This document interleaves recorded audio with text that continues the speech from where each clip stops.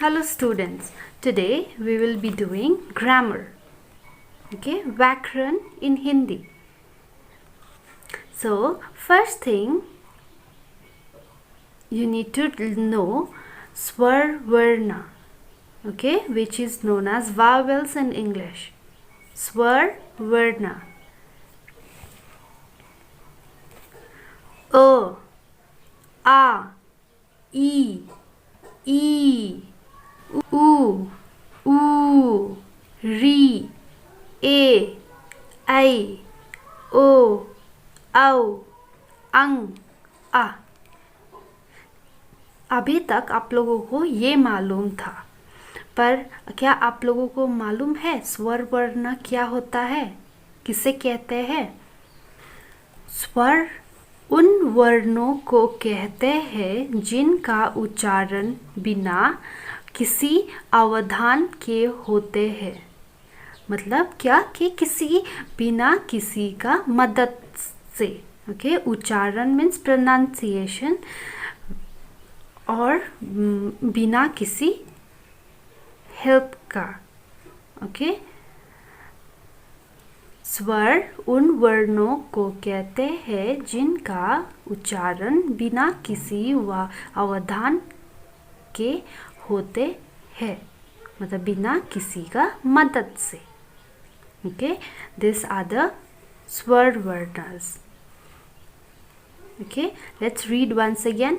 अ, आ, ई, ई, this will be little long, okay, e, short, u, and this will be long, oo, ri, a, I, o, au, ang, ah. I hope you know it now. Next we need to learn Vyanjan Varna. Okay, Vyanjan Varna, that means consonants in English. Okay, consonants in English. Till now we know that this is k, k, g, gh, ang, j, ch, j, jh, y, t, th, d, th, n, त, थ, the, ध, ध, okay, it's ध, न, प, फ, ब, भ, म, य, र, ल, व, श, श, okay, it's sh. This is s, h, sh, tra, gya. Okay, now till now you all remember this ka, kha, ga, all the Vyanjan Varnas, correct? Now you need to remember what is the definition of Vyanjan Varna. Vyanjan Varna किसे कहते हैं? Okay, Vyanjan Varna, व्यंजन वे वर्ण है जिनका उच्चारण स्वरों की सहायता से होता है। मतलब क्या कि व्यंजन वर्ण हमेशा स्वरों की सहायता से ही उच्चारण किया जाता है। Okay, means we need help of स्वर वर्ण टू प्रोनाउंस। ओके, उच्चारण प्रोनाउंस करने के लिए क्या का सहायता चाहिए? स्वर वर्ण का। Okay, I hope you understood. Okay, next is Hindi matraye. Okay, this matraye is only for swar varna. Okay, these are the matras which we use to make words. Okay, Hindi matraye. A, there is no symbol for a. कभी भी ज़रूरत पड़े तो हम लोग अ ही लिखते हैं। अ का मात्रा कुछ नहीं है। ओके, कुछ नहीं, this is not cross, it is कुछ नहीं। ओके, आ, इट्स आकर। ओके, सी द मात्रा देखिए, ई हमेशा इस तरफ से घूमा जाता है, आगे का तरफ से घूमा जाता है. बड़ी ई. Okay, we can call it as bari or e, little long. So it is always from the back side. So पीछे का तरफ से आता है. oo, and this goes this side, so towards the left. oo, oo, and this is little long, so it will be from the back side. That means towards the right. re, a, it's only on the head. Okay, ऊपर ही लिखा जाता है, बस सिर के ऊपर. a, this is double, only on the head. o, ao, ang, a.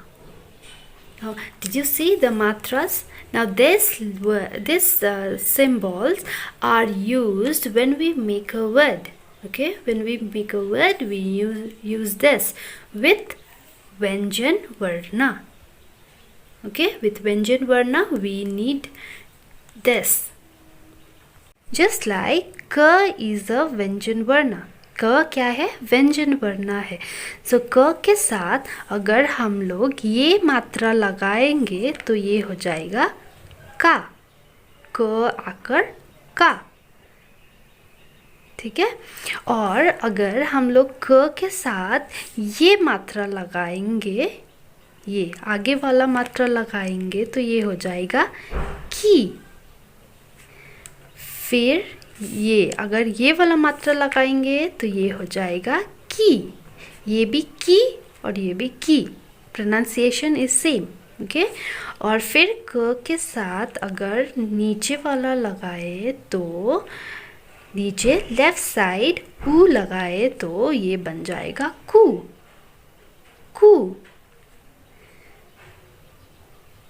Right side तरफ लगाए तो कू. This is ki, ki. This is ku, ku. Okay.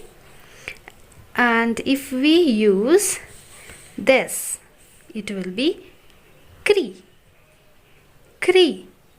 Okay.